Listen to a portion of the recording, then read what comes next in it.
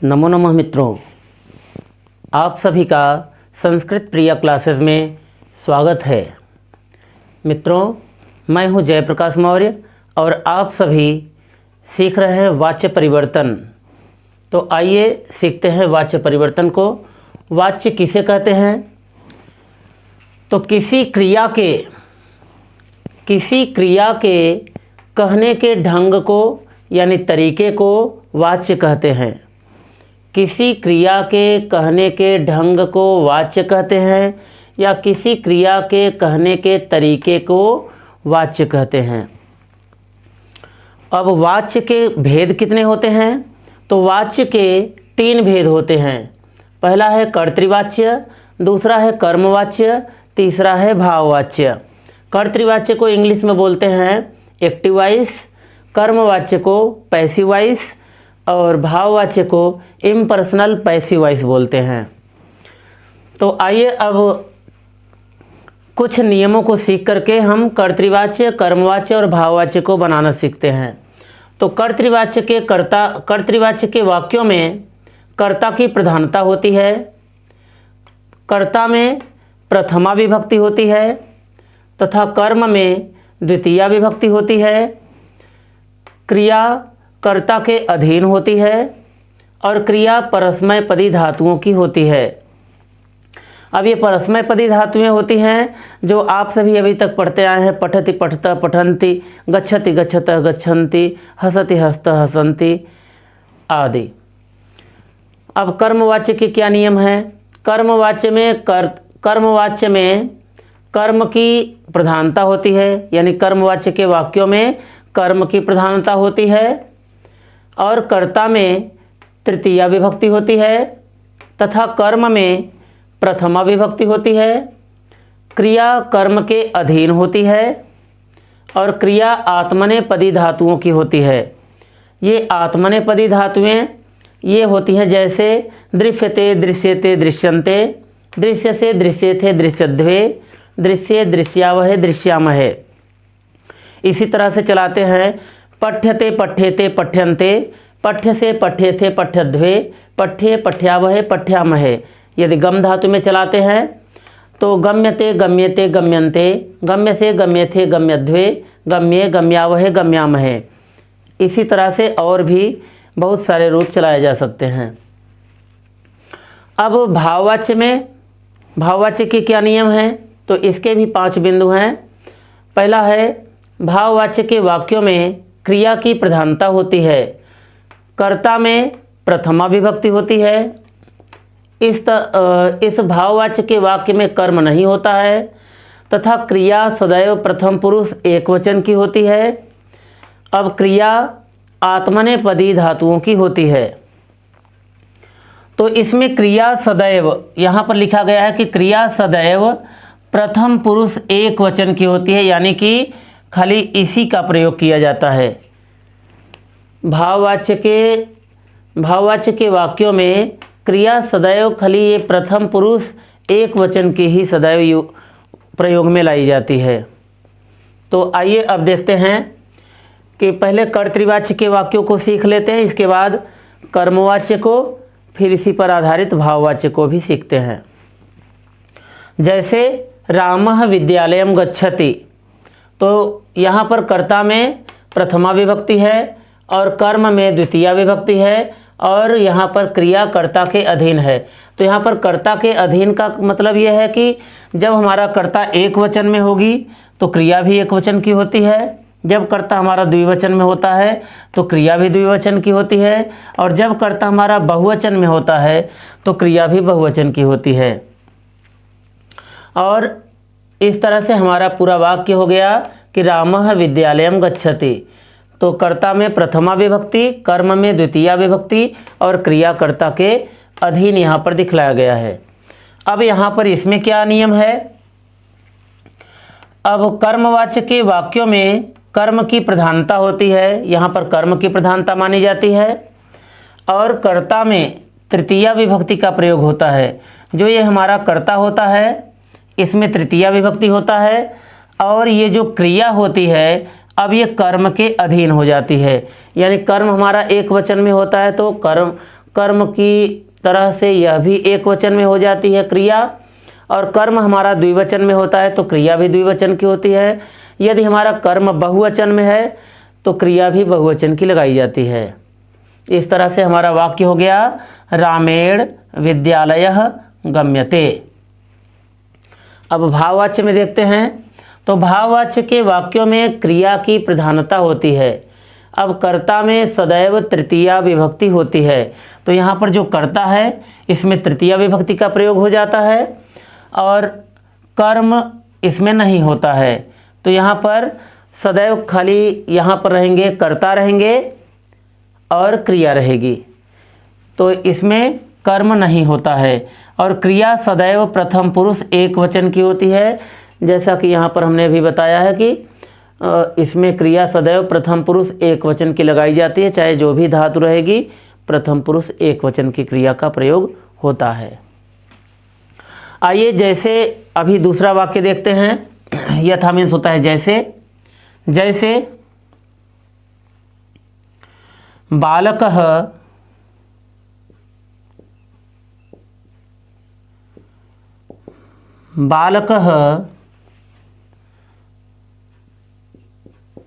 मां पश्यति। जैसे यहाँ पर पहला वाक्य हो गया बालकः मां पश्यति, तो बालकः में यहाँ पर प्रथमा विभक्ति एक वचन का यूज किया गया है और यहाँ पर ये हमारा कर्म है माम, यहाँ पर अहम आवाम वयम माम लगाया गया है जो कि द्वितीय विभक्ति एक वचन का है। और यहाँ पर पश्यति शब्द क्योंकि कर्ता हमारा एक वचन में है और यह प्रथम पुरुष का कर्ता है, इसलिए प्रथम पुरुष एक वचन की क्रिया लगाई गई है।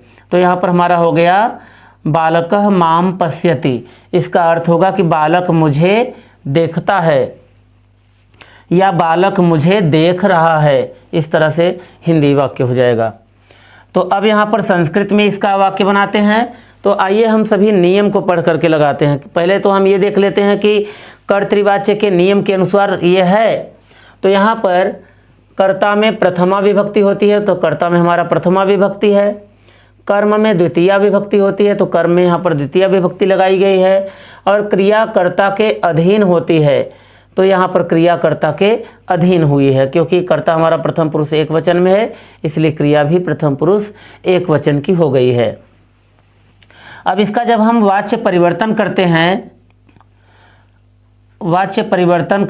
तो अब इसका वाच्य परिवर्तन यहाँ पर दिखा रहे हैं हम आपको। तो जब हम इसका वाच्य परिवर्तन करते हैं तो बालक का इसके वाच्य परिवर्तन को हम यहीं लगाएं तो ज़्यादा बेहतर रहेगा, ज़्यादा अच्छा दिखाई पड़ेगा और समझ में भी आएगा।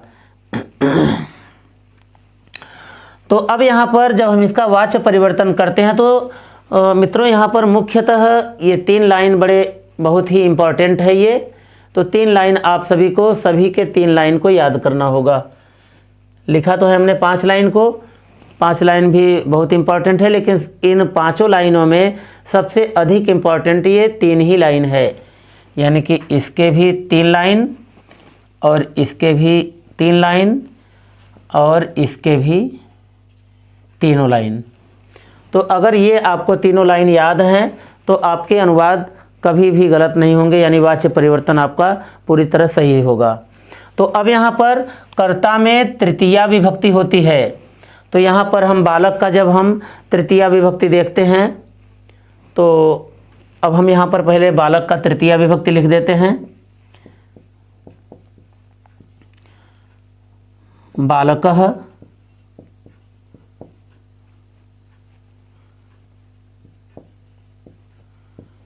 बालकम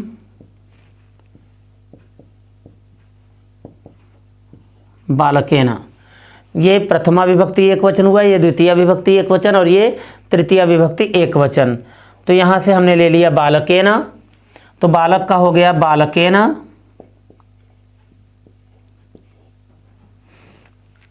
अब यहाँ पर माम के जगह पर क्या होगा, तो यहाँ पर लिखा है कि कर्म में प्रथमा विभक्ति होती है। कर्म में प्रथमा विभक्ति होती है, तो अब हम यहाँ पर प्रथमा विभक्ति लगाएंगे। तो प्रथमा विभक्ति करने के लिए हमको फिर से अस्मत् बराबर मैं के रूप की आवश्यकता पड़ जाएगी। तो यहाँ पर लिख देते हैं अहम, आवाम, वयम, माम, आवाम, अस्मान, मया, आवाभ्याम, अस्माभिः, मया, आवाभ्याम, अस्माभिः। ये हो गया। तो अब यहाँ पर कर्म में कहा जा रहा है कि प्रथमा विभक्ति होती है। तो यहाँ से अब हम कर्म इसका लेंगे और कर्म में यहाँ पर प्रथमा विभक्ति एक वचन, क्योंकि यहाँ पर है हमारा द्वितीय विभक्ति एक वचन, तो यहाँ पर हम प्रथमा विभक्ति एक वचन को लगाएंगे। तो प्रथमा विभक्ति ये है, द्वितीय विभक्ति ये, तृतीय विभक्ति है। तो यहाँ पर प्रथमा विभक्ति एक वचन की हम लगाते हैं, क्योंकि यहाँ पर एक वचन का संकेत कर दें, यहाँ पर द्विवचन और ये बहुवचन हो गया। तो इस तरह से यहाँ पर प्रथमा विभक्ति एक वचन अहम है, तो यहाँ पर हम लिख देंगे अहम। तो इस तरह से बालकेन अहम हो गया। अब क्योंकि हमारा कर्ता उत्तम पुरुष एक वचन का है, तो इसलिए यहाँ पर उत्तम पुरुष एक वचन की क्रिया लगाई जाएगी। तो यहाँ पर लिखा है दृश्य, तो अब हम दृश्य लगाएंगे। यहाँ पर देखिए लिखा है कि क्रिया कर्म के अधीन होती है। क्योंकि कर्म हमारा उत्तम पुरुष एक वचन का है, तो क्रिया भी उत्तम पुरुष एक वचन की यहाँ से लगाएंगे। तो इस तरह से हमारा ये दृश्य क्रिया यहाँ पर लगा दिया जाएगा। तो इस तरह से हमारा ये वाक्य कंप्लीट हुआ। यह है कि बालकेन अहम दृश्य, बालकेन अहम दृश्य। आइए दूसरा अनुवाद करते हैं।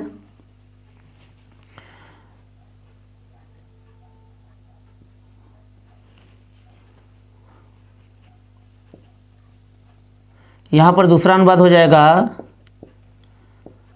अहम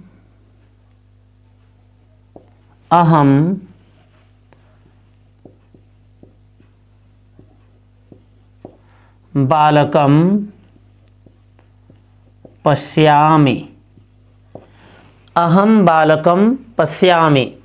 तो यहाँ पर हो जाएगा अहम का हो जाएगा मैं, बालकम का हो जाएगा बालक को, और पश्यामि से देखता हूँ या देख रहा हूँ। तो मैं बालक को देख रहा हूँ, इसकी हिंदी हो जाएगी मैं बालक को देख रहा हूँ।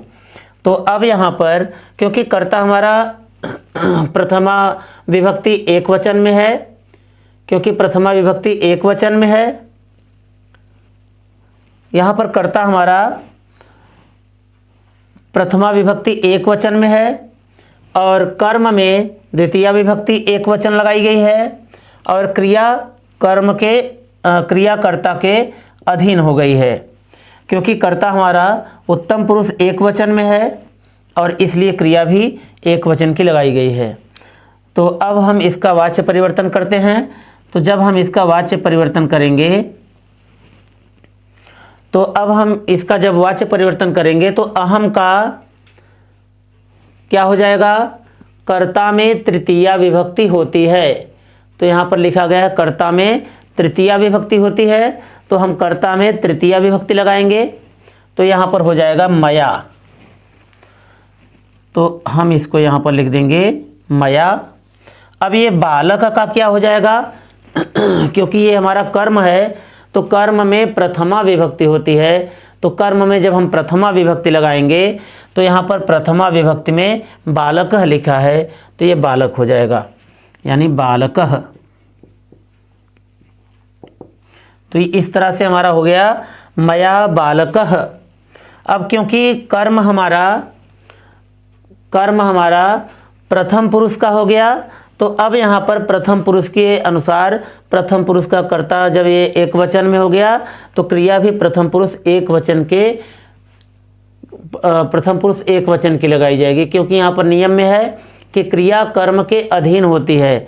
जब हमारा कर्ता प्रथम पुरुष का हो गया है तो क्रिया भी प्रथम पुरुष की लगाई जाएगी, यानी प्रथम पुरुष एक वचन का जब यहाँ पर हमारा कर्ता है तो प्रथम पुरुष एक वचन की क्रिया लगाई जाएगी। तो यहाँ पर है दृश्यते। तो इस तरह से हमारा वाक्य कंप्लीट हुआ कि मया बालकः दृश्यते, मया बालकः दृश्यते।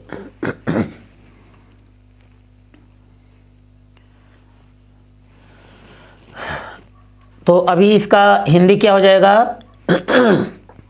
कि मेरे द्वारा बालक देखा जाता है। अब अगला वाक्य है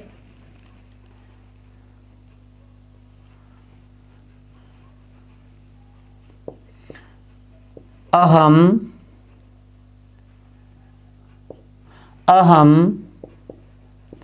त्वाम पश्यामि।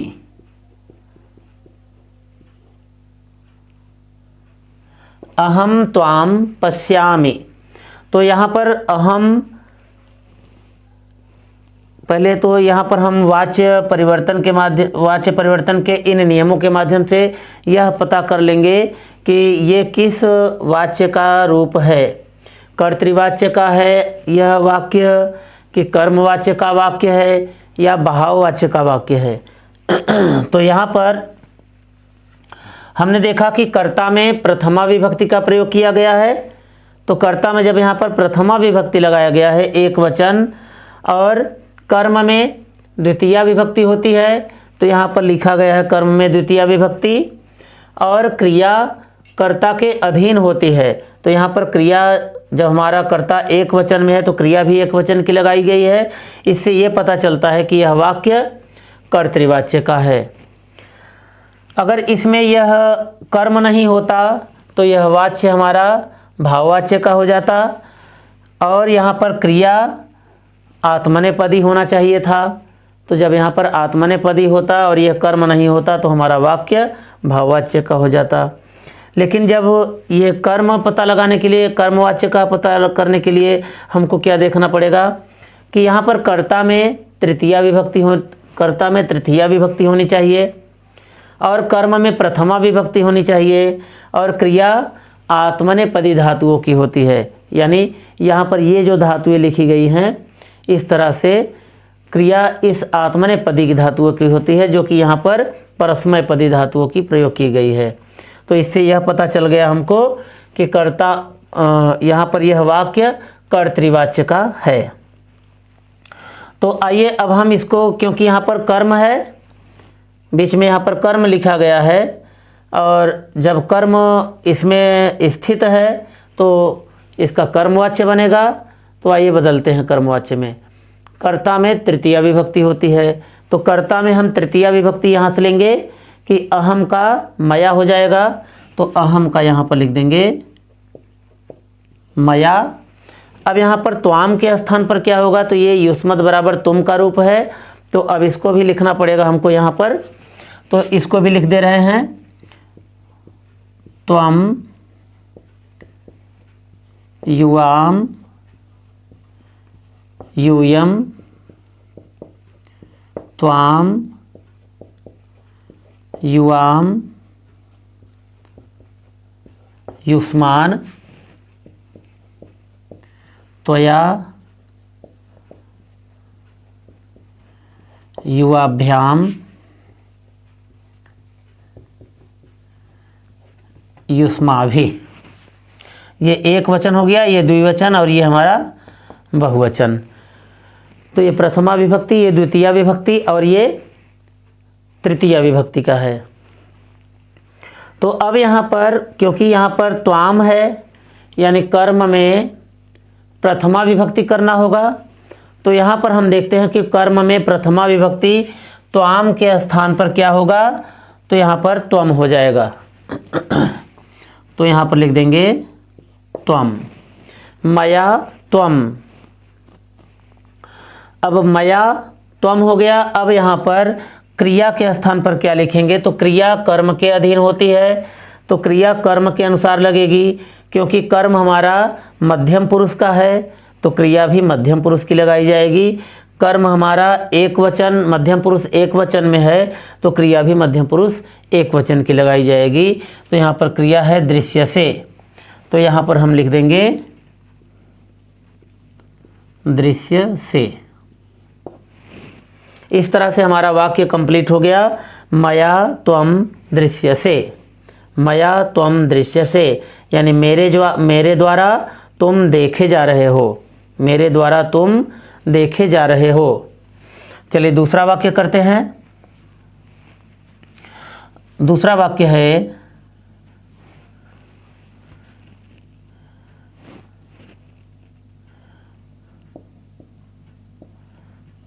अहम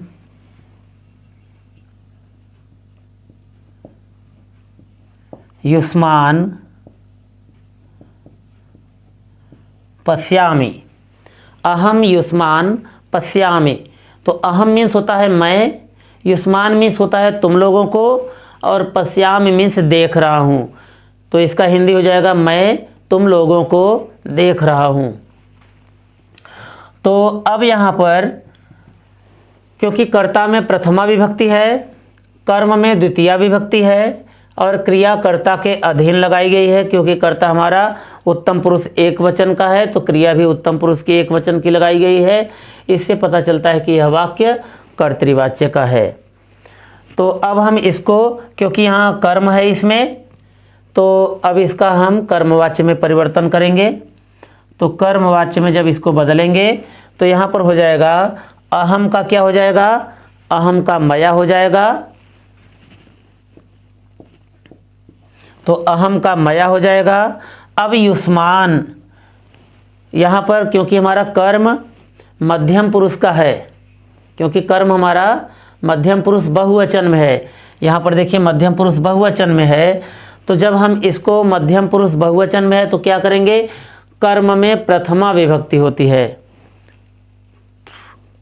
यहाँ पर कर्ता में तृतीया विभक्ति कर दिए, अब कर्म में प्रथमा विभक्ति करेंगे तो प्रथमा विभक्ति बहुवचन का ही लिखेंगे, तो हो जाएगा यूयम।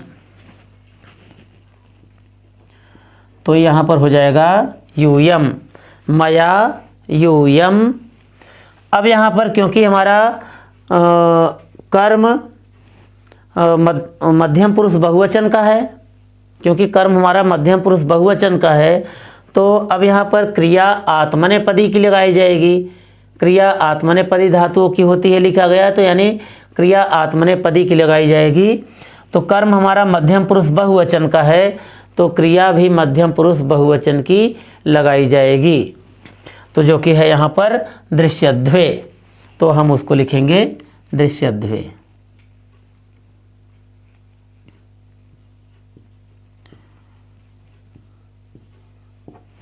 तो इस तरह से हमारा वाक्य कंप्लीट हो गया। मया यूयम दृश्यध्वे, यानी कि मेरे द्वारा तुम सभी देखे जा रहे हो।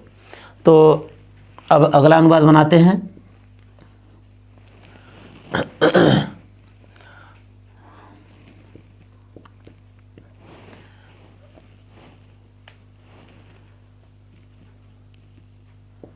बालकः त्वां बालकः त्वां पश्यति, बालकः त्वां पश्यति। अब इसका क्या होगा, तो बालकः का है तो यहाँ पर तृतीया विभक्ति करेंगे, ये कर्तृवाच्य हो गया। तो अब इसको कर्मवाच्य में परिवर्तित करने के लिए यहाँ पर कर्ता में तृतीया विभक्ति लगाएंगे। तो कर्ता में तृतीया विभक्ति होती है लिखा है, तो यहाँ पर लगाएंगे कर्ता में तृतीया विभक्ति, तो हो जाएगा बालकेन। तो ये हो गया बालकेन। अब यहाँ पर कर्म में प्रथमा विभक्ति होती है, तो कर्म में यहाँ पर हम प्रथमा विभक्ति लगाएंगे, क्योंकि ये मध्यम पुरुष का कर्म है तो मध्यम पुरुष का यहाँ पर कर्ता लिखा गया है। तो मध्यम पुरुष का ये कर्ता है त्वम, तो अब यहाँ पर लिख देंगे त्वम, क्योंकि अब यहाँ पर ये हमारा कर्म मध्यम पुरुष का हो गया, तो बालकेन त्वम। अब क्योंकि यहाँ पर कर्म हमारा मध्यम पुरुष का हो गया, तो मध्यम पुरुष एक वचन में है, तो मध्यम पुरुष एक वचन की क्रिया लगाएंगे दृश्य से।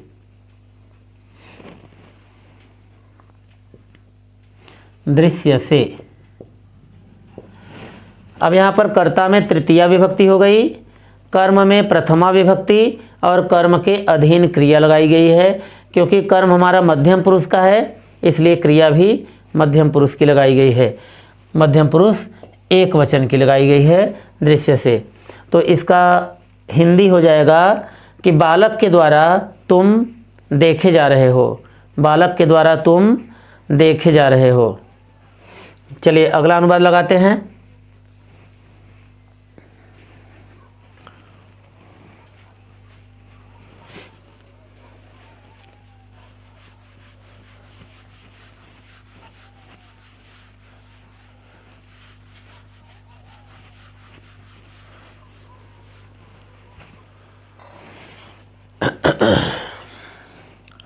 जैसे अगला अनुवाद हुआ,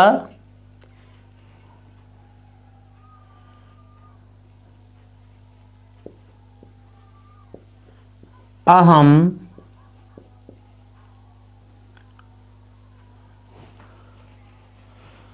अहम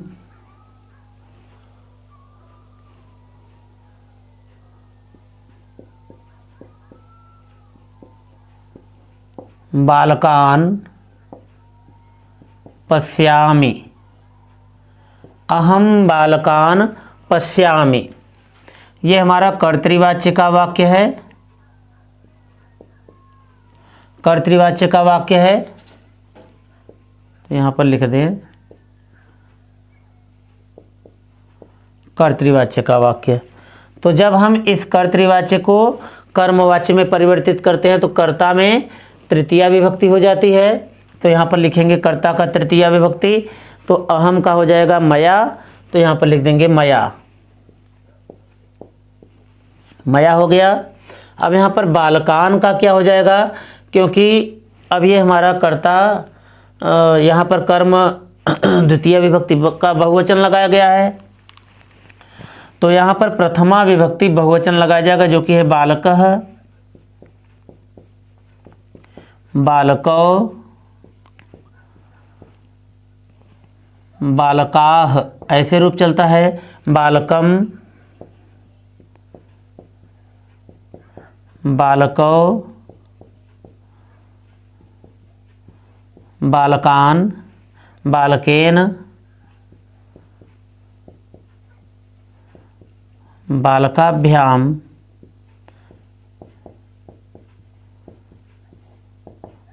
बालकैः। तो अब यहाँ पर क्योंकि हमारा मध्यम पुरुष का क्योंकि प्रथम पुरुष का कर्म है, इसलिए क्रिया भी प्रथम पुरुष की लगाई जाएगी। अब यहाँ पर क्योंकि ये हमारा कर्ता हमारा उत्तम पुरुष का था, तो यहाँ पर परस्मैपदी की क्रिया का, परस्मैपदी धातुओं की क्रिया का प्रयोग किया गया, और कर्म में यहाँ पर द्वितीया विभक्ति बहुवचन का प्रयोग किया गया था परस्मैपदी में। अब यहाँ पर जब हम कर्मवाच्य लगाते हैं, जब यहाँ पर हम कर्मवाच्य में परिवर्तित करते हैं इस वाक्य को, तो कर्ता में तृतीया विभक्ति हो जाती है, तो यहाँ पर कर्ता में तृतीया विभक्ति कर दिया, और कर्म में प्रथमा विभक्ति हो जाती है। तो कर्म जो यहाँ पर प्रथम पुरुष द्विवचन का, प्रथम पुरुष बहुवचन का लगाया गया है, तो इसका अब यहाँ पर कर्म में प्रथमा विभक्ति हो जाएगी, तो प्रथमा विभक्ति बहुवचन यहाँ पर बालकाः लिख दिया जाएगा। तो यहाँ पर लिख देंगे बालकाः। तो इस तरह से हो जाएगा मया बालकाः। अब यहाँ पर क्रिया क्या हो जाएगी, तो क्रिया कर्म के अधीन होती है। क्योंकि क्रिया हमारा प्रथम पुरुष बहुवचन का है, इसलिए क्रिया भी प्रथम पुरुष बहुवचन की लगाई जाएगी। क्योंकि आत्मनेपदी के लिखने का विधान है, तो आत्मनेपदी धातुओं में प्रथम पुरुष बहुवचन की क्रिया ये दृश्यन्ते हो जाएगा। तो यहाँ पर हम लिख देंगे दृश्यन्ते। तो मया बालकाः दृश्यन्ते, मेरे द्वारा सभी बालक देखे जा रहे हैं। इसका हिंदी हो जाएगा मेरे द्वारा सभी बालक देखे जा रहे हैं।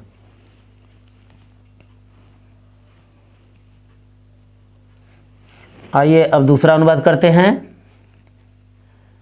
कर्तृवाच्य का अनुवाद कर रहे हैं पहले।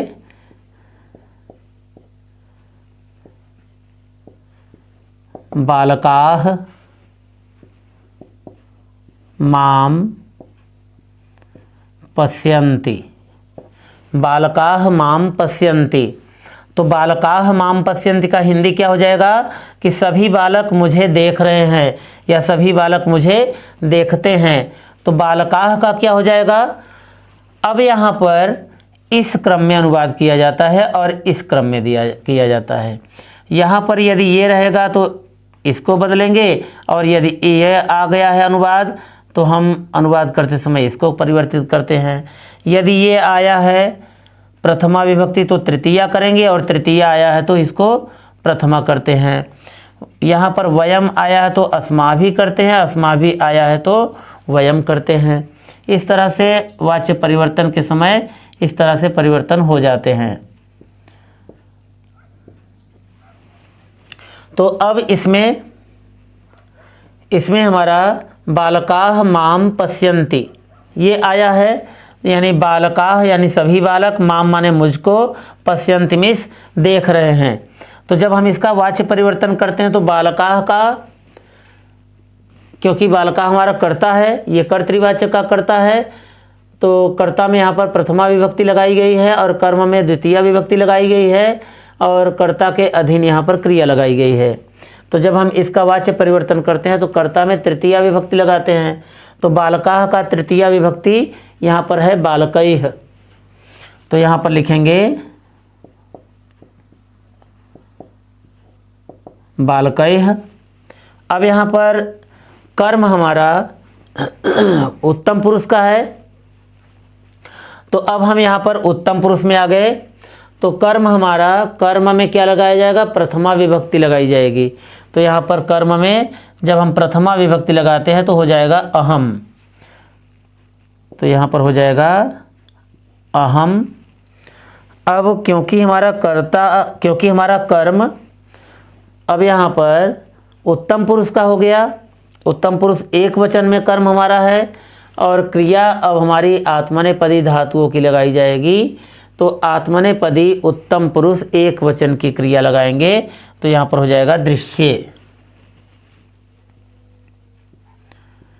तो इस तरह से हमारा वाक्य कंप्लीट हो गया कि बालकैः अहम दृश्ये, यानी सभी बालकों के द्वारा मैं देखा जा रहा हूँ। क्या हो जाएगा कि सभी बालकों के द्वारा मैं देखा जा रहा हूँ। अब अगला अनुवाद है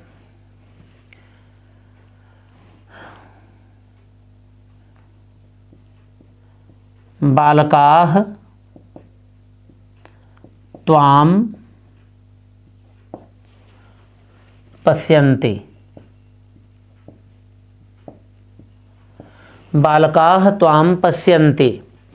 तो यहाँ पर बालकाः का क्या हो जाएगा, बालकाः का हो जाएगा बालकैः, क्योंकि कर्ता में हमको तृतीया विभक्ति करना होता है। तो कर्ता में तृतीया विभक्ति कर दिया, क्योंकि कर्ता हमारा बहुवचन में है। तो ये एक वचन है, ये द्विवचन है और ये हमारा बहुवचन की क्रियाएं हैं। तो यहाँ पर कर्ता जब हमारा कर्तृवाच्य में कर्ता बहुवचन में है तो इसको जब बदलेंगे तो कर्तृवाच्य के कर्मवाच्य के कर्ता में तृतीया विभक्ति होती है, तृतीया विभक्ति बहुवचन का लगाएंगे तो बालका ही बन जाएगा। तो यहाँ पर लिख देंगे बालकैः। तो बालकैः हो गया। अब यहाँ पर त्वाम जो शब्द आया हुआ है तो त्वाम के स्थान पर कर्म में प्रथमा विभक्ति होती है।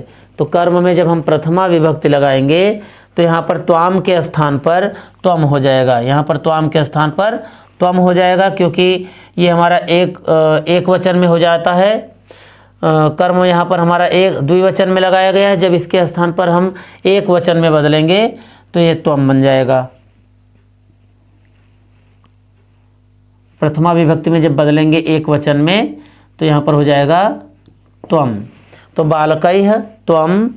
अब यहाँ पर पश्यन्ति के स्थान पर क्या लगेगा, यानी क्रिया कर्म के अधीन होती है। तो ये कर्म हमारा मध्यम पुरुष का हो गया है। मध्यम पुरुष एक वचन में जब हमारा कर्म है तो मध्यम पुरुष एक वचन की यहाँ पर क्रिया लगाएंगे तो हो जाएगा दृश्यसे। तो इस तरह से हमारा वाक्य कंप्लीट हो गया। बालकैः त्वम दृश्यसे, बालकैः त्वम दृश्यसे।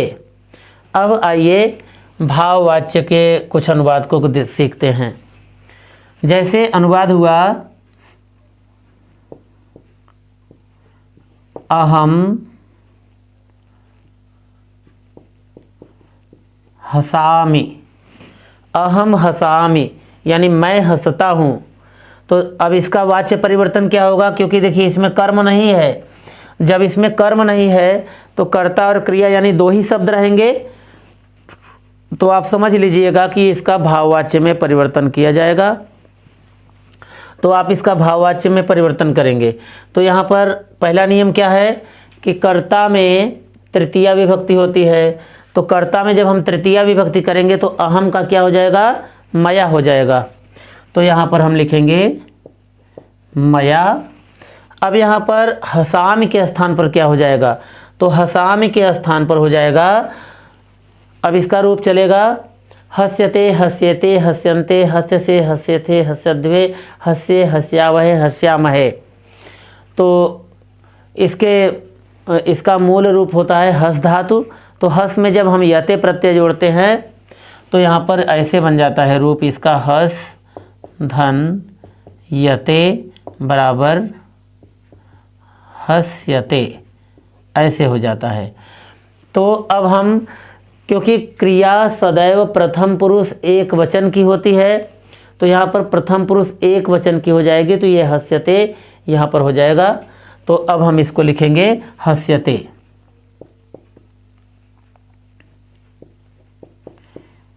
इसका लिंग वचन पर या पुरुष का कोई प्रभाव नहीं पड़ता है। लिंग वचन और पुरुष का इस क्रिया पर कोई प्रभाव नहीं पड़ता है जब यह भाववाच्य में होती है। तो क्योंकि यहाँ पर देखिए मध्यम पुरुष, यहाँ पर उत्तम पुरुष एक वचन का, उत्तम पुरुष एक वचन की कर्ता आया है, उत्तम पुरुष एक वचन का कर्ता आया है, लेकिन यहाँ पर क्रिया प्रथम पुरुष एक ही वचन की हो गई है। तो अब दूसरा अनुवाद देखते हैं कि त्वम हससी, त्वम हससी। तो इसका क्या हो जाएगा, त्वम के स्थान पर त्वया हो जाएगा, त्वम के स्थान पर त्वया हो जाएगा, और हसस के स्थान पर फिर से वही हस्यते लगा दिया जाएगा। तो यहाँ पर हो जाएगा हस्यते।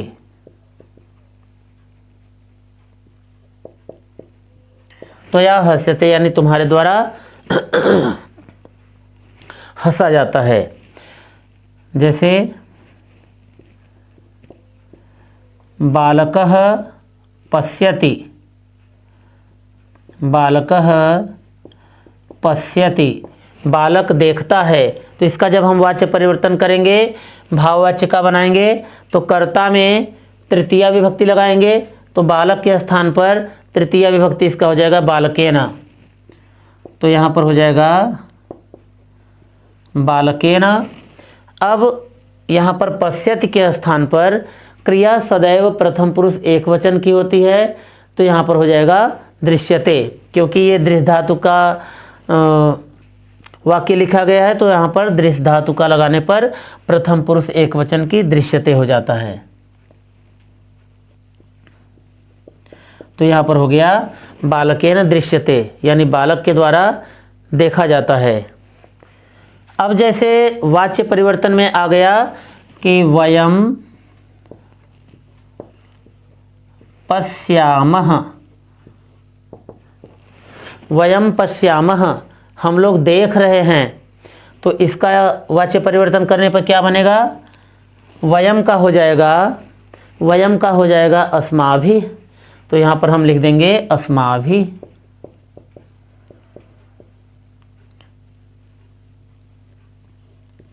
तो यहाँ पर हमने लिख दिया अस्माभिः।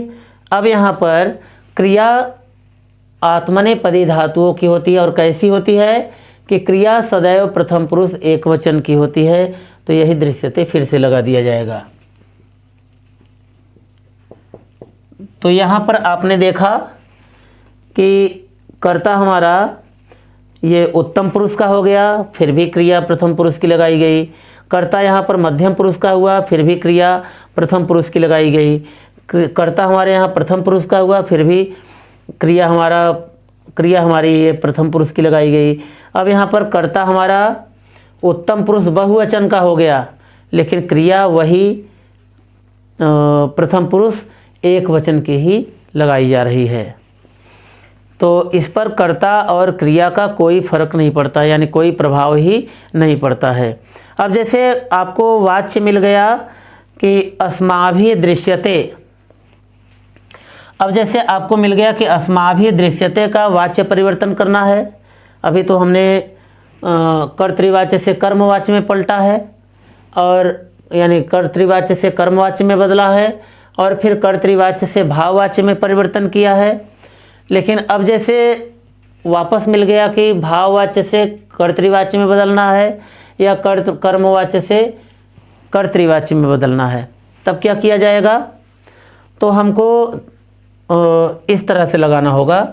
जैसे अब यहाँ पर बालकेन दृश्यते किया गया है, तो बालकेन यहाँ पर तृतीया विभक्ति का रूप यहाँ पर आया हुआ है, तो तृतीया विभक्ति के स्थान पर ये प्रथमा विभक्ति कर दिया जाएगा, यानी बालकः लिख दिया जाएगा। और यहाँ पर दृश्यते के स्थान पर इसके नियम को पढ़ करके हम परस्मैपदी धातुओं का प्रयोग करेंगे, और परस्मैपदी धातुओं के साथ जब यहाँ पर प्रथम पुरुष का कर्ता आ गया एक वचन में, तो प्रथम पुरुष की क्रिया पश्यति लगा देते हैं। तो इस तरह से हमारा बालकः पश्यति हो जाता है। और जैसे यहाँ पर दूसरा अनुवाद आया कि अहम गच्छामि, अहम गच्छामि। अब इसका हम वाच्य परिवर्तन करेंगे भाववाच्य में, तो यहाँ पर हो जाएगा अहम का, अहम के स्थान पर मया हो जाएगा, मया हो जाएगा। और गच्छामि के स्थान पर अब इसका रूप चलेगा गम धातु में, गम धन यते करेंगे तो बराबर गम्यते हो जाएगा। रूप चलेगा इसका गम्यते गम्यते गम्यन्ते, गम्य से गम्यथे गम्यध्वे, गम्ये गम्यावहे गम्यामहे। तो इस तरह से हो जाएगा गम्यते, क्योंकि क्रिया सदैव प्रथम पुरुष एक वचन की लगाई जाएगी यहाँ पर। तो यहाँ पर हो गया हमारा अहम के स्थान पर मया, अहम यहाँ था तो इसके स्थान पर मया हो गया, और प्रथम पुरुष एक वचन की क्रिया लगाने पर यहाँ पर गम्यते मिल गया। तो मया गम्यते यानी मेरे द्वारा जाया जाता है। अब जैसे वाच्य परिवर्तन में आया कि त्वया दृश्यते, जैसे वाच्य परिवर्तन में आया कि त्वया दृश्यते, अब इसका वाच्य परिवर्तन करना है। तो इसका वाच्य परिवर्तन कैसे किया जाएगा? तो त्वया का हो जाएगा त्वम, तो यहाँ पर लिख देंगे त्वम, और दृश्यते के स्थान पर यहाँ जो दृश्यते लगाई गई है, तो अब इसके स्थान पर क्योंकि हमको इसका कर्तृवाच्य में परिवर्तन करना पड़ेगा, तो जब हम कर्तृवाच्य में करते हैं तो क्रिया कर्ता के अधीन हो जाती है। अब जब यहाँ पर मध्यम पुरुष का कर्ता हमारा मिल गया तो क्रिया मध्यम पुरुष की हो जाती है, और यहाँ पर हो जाएगा पश्यसि। तो इस तरह से हमारा ये वाच्य पूरा हो गया, त्वम पश्यसि हो गया। तो इस तरह से मित्रों आप सभी भी वाच्य परिवर्तन इन सभी नियमों को याद कर लीजिएगा, और इनमें यदि पांचों नियम आपको नहीं याद हो रहे हैं, इनके पांचों नियम नहीं याद हो रहे हैं, तो मुख्यतया जो इनके तीन नियम हैं, कर्ता कर्म और क्रिया, कर्ता कर्म और क्रिया, और इसके कर्ता कर्म और क्रिया संबंधी यदि आपको नियम याद हैं तो आप इस तरह के वाच्य परिवर्तन को करने में सक्षम होंगे। तो आशा है कि मित्रों आप सभी को यह जो तरीका है पसंद आया होगा। धन्यवाद।